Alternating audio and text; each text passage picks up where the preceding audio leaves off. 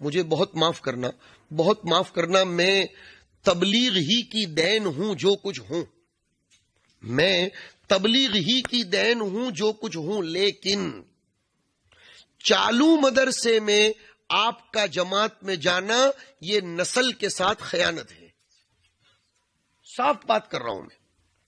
اب بچوں کو چھوڑ کر کیا کہہ رہے، امت کی فکروں کے لیے تقاضے پر جا رہا ہوں. تو یہ تقاضا نہیں تو اور کیا ہے؟ یہ نسل تیرے حوالے ہے، یہ تیرے بڑوں کے تقاضے ہیں، ان کو سنبھال. تقاضے پر جا رہے ہیں. ایک آئے تھے میرے پاس گزشتہ ہفتے میں نندربار کے، ایک آئے تھے ہمارے فارغ. کہاں جا رہے؟ کہ 4 مہینے یوگنڈا جا رہا ہوں. تیرے مدرسے کا کیا ہوگا، تیرا مکتب کا کیا ہوگا؟ تو کہا بس وہ ایک صاحب کو سونپ دیا. اس نے ہماری نسلوں کو، اصل میں بات یہ ہے، ایک پتے کا جملہ بولتا ہوں، ترجیحات جب تک آپ نہیں سمجھو گے، ترجیحات جب تک نہیں سمجھو گے، تب تک آپ امت کے کسی بھی کام نہیں آ سکو گے. ترجیحات کا مطلب سمجھتے ہو کہ کس کام کو کس پر ترجیح دینا. آپ عشاء اور فجر چھوڑ دیتے ہو اور رات بھر کا امت کی خدمت کر رہا ہوں. عشاء اور فجر چھوڑ دیتے ہو کہ میں برابر. ارے قرآن شریف نے کہا علیم ان سیکون منکم مرضی وآخرون یضربون فی الارض یبتغون من فضل اللہ وآخرون یقاتلون فی سبیل اللہ. ان سب کو دیکھ کر قرآن نے کیا فرمایا؟ فقرؤوا ما تیسر منہ.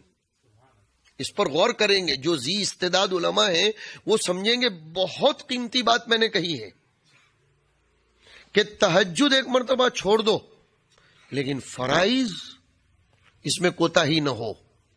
آپ نے نسل کو سنبھالنے کا اپنے اساتذہ سے فراغت کے موقع پر وعدہ کیا. اور ایک جملہ اور آپ کی سماعت کے حوالے کر رہا ہوں.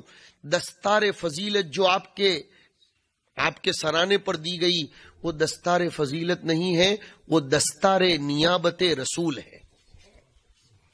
سوچتے رہنا اس کو.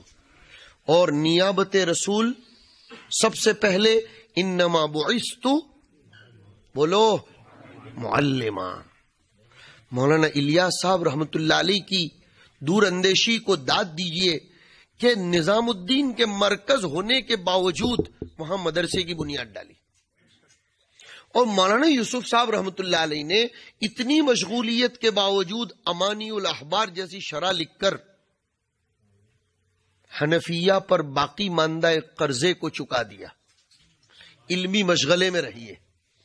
اور اب مجھے نہیں لگ رہا تھا میں اتنی دیر بات کروں گا، لیکن اپنے ہی خاندان میں بیٹھا ہوں. یا 12 بجے بالضبط ختم کر دینا ہے؟ ہاں، تو اور 10-15 منٹ. اور ویسے آپ لوگ شہر میں رہنے والے ویسے بھی ظہر کے بعد کھانے کے عادی ہیں، اس لیے ہاں. تو میں عرض کیا کر رہا ہوں